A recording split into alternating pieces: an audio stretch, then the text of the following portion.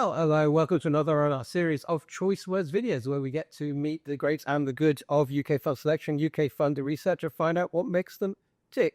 I'm Julian Marr, I'm editorial director of Wealthwise, and today I'm delighted to be talking to Tessa Mann, head of macro and equity strategy at WTW. Hello, Tessa. Hello, good morning. Jumping straight in, because I know that's the best way, rather than we just round each first question. What most excites you about the current investment outlook, or what gives you pause for thought? Well, that's certainly an interesting question in today's world. I think maybe if I start with the second part first, it's kind of the big elephant in a room. Obviously, we've got a big change in geopolitics happening at the moment. The main thing that impacts, from my perspective, is uncertainty. Markets don't like uncertainty, as we know. Businesses don't like uncertainty, and neither do consumers. So in terms of the outlook from here, I think that's really what gives me some concern. Obviously, we've had some paring back of some of that uncertainty, but still it's a big geopolitical shift that we're seeing at the moment in global trade. In terms of what excites me or what interests me in the outlook, so for equity markets, we know artificial intelligence has been a big market theme, big market driver. I see this as a really transformational shift. So if we look at AI, we've got ChatGPT, large language models that we're all quite used to. Those have grabbed the headlines, and we've seen very big companies who are able to build software, data centers, and microchips really leading. But I think looking forward to the future, we'll see that those companies that are better able to adopt new technologies are going to really outperform. So I think it's going to be an exciting time, in the workplace, but also in the investment landscape. So in particular there, just thinking any kind of business model or sector where you've got a very high cognitive load, lots of unstructured data and repeatable processes. So essentially, we'll see an economic rotation and transformation of some of these new technologies, which will impact markets in a big way over the coming years. That's a great start. Thank you for setting that out.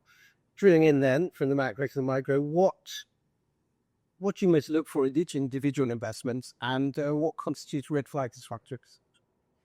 Yeah, great question. So I think in terms of individual investments, I'm always going to be thinking top down. What are those big themes that are driving economies and markets? So that's the starting place. Looking along the horizon, are we going to have a higher inflation regime, lower growth regime, perhaps more uncertainty? So looking at those big thematic drivers. And then obviously pricing is very key. Where are there going to be constructive drivers to increase or perhaps decrease the price? A great example of that has been Japanese equities.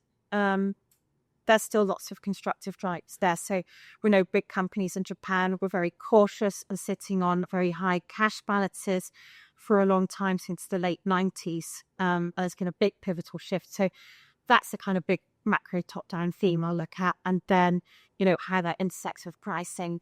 And we've seen some increase there. And over a longer term horizon, that would be still where there's constructive drivers, as one example.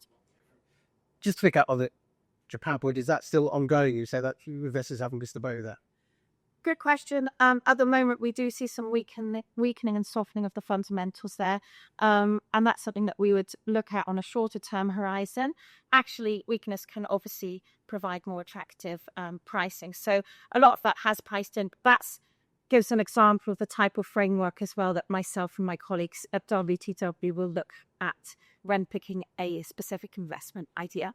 Yeah, I interrupt you, of course. I meant the red flag was the part of the question. Yeah, so on red flags, my kind of background was mathematics and philosophy that I studied. So maths and quantitative methods are very, very important. But over-reliance on historic models is a red flag to me, because necessarily that's not good to pick up on big regime changes and, that breakdown of historic relations. And, the past obviously doesn't always predict the future. No, indeed not. Although, speaking of the past and the future, for your next question, what's your path? What was your path into investment? And ideally, looking strategy, so if you hadn't taken that, what would you be doing now? So I actually interned at Lehman Brothers at a very interesting time in 2006. Right. So had a very small flavour, I suppose, of kind of a financial heyday. And from there, obviously, could see, very big pivotal macro events and how policy and economic shape markets and the broader world. I started off then in risk management in LDI, led liability-driven investments.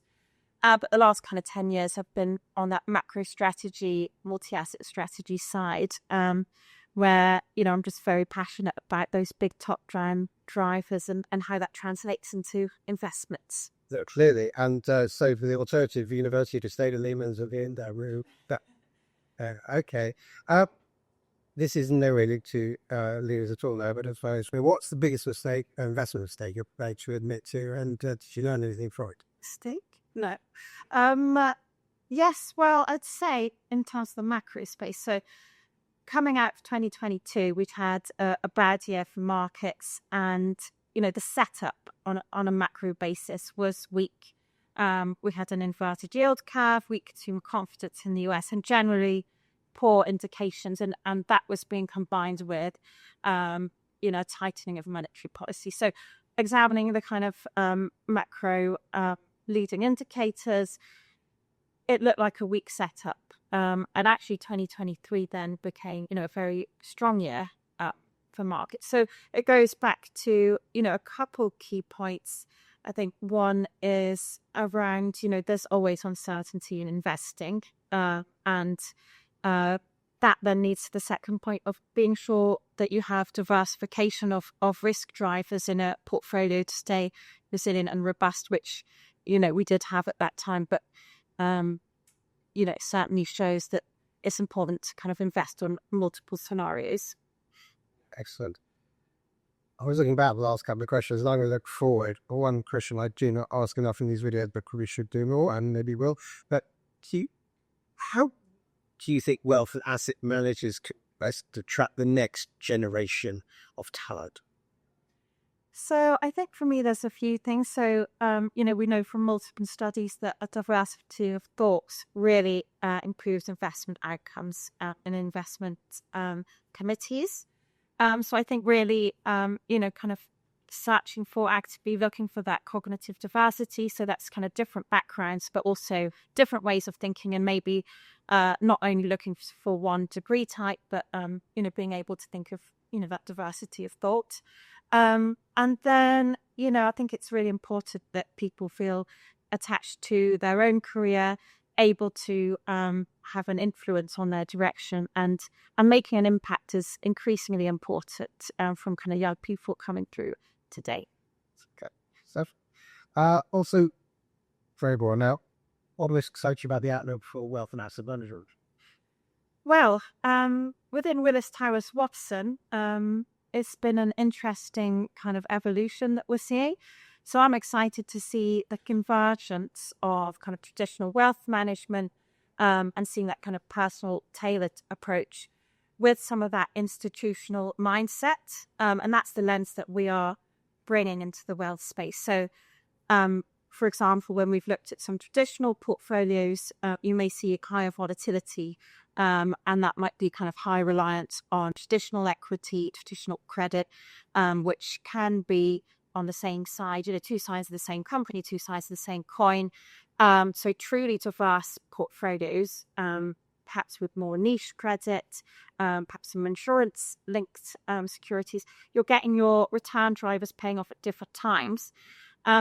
That's really important in a wealth context, particularly for individuals that may be drawing capital down soon, retiring soon, that type of thing. So trying to have that consistency of portfolio outcomes and reducing some of that volatility, is just one area that I think bringing that institutional kind of way of thinking will kind of improve wealth outcomes, or certainly something I'm personally excited about there.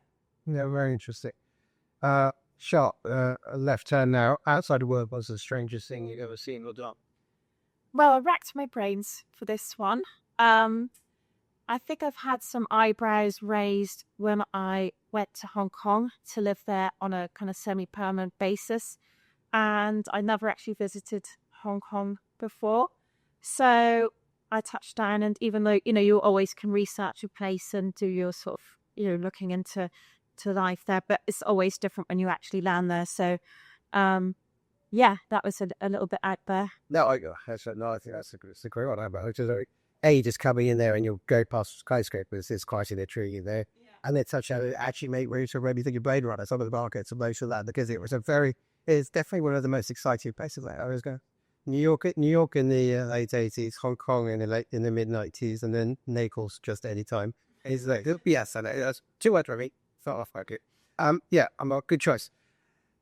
Speaking of choices, you call this choice words because you made choices professionally, but these are personal ones. Looking for 2 recommendations for our viewers, for our viewer. One would be a book, doesn't have to be investment. One would be a free choice, can be in there. So, quite a formative book for me is Black Swan by Nicholas Taleb, for obvious reasons. And obviously, I suppose, the great financial crisis was in some of my kind of formative years. Obviously, the Black Swan book being about these events that are difficult to and challenging to predict, kind of impossible to predict, easy with hindsight, very big impact. And it comes down to some of my philosophy around quantitative models being important, but over relying on them for any one particular investment is just not a great plan. And making sure, as I say, for portfolios being robust by having different drivers is one way that I think that's implementable. But yeah, that book, I think, definitely a recommendation from me. Good. And the free hit. So I'm quite attached to my noise cancelling headphones. They help me focus in the office, outside the office, and it's always useful to reduce the noise. Bit of a pun there. No, not a good one. They're all puns are good, and I think it's important to reduce them. And so that's it. And actually, I think that's what we're going to do is we're going to do a choice words Christmas list. I reckon all the best recommendations there will definitely feature. Tessa, great choice word choices, and great to talk to you today. Thank you so much, Carilla. Thank you very much. Thank you very much for watching. Please do look out for further choice words videos as they are published.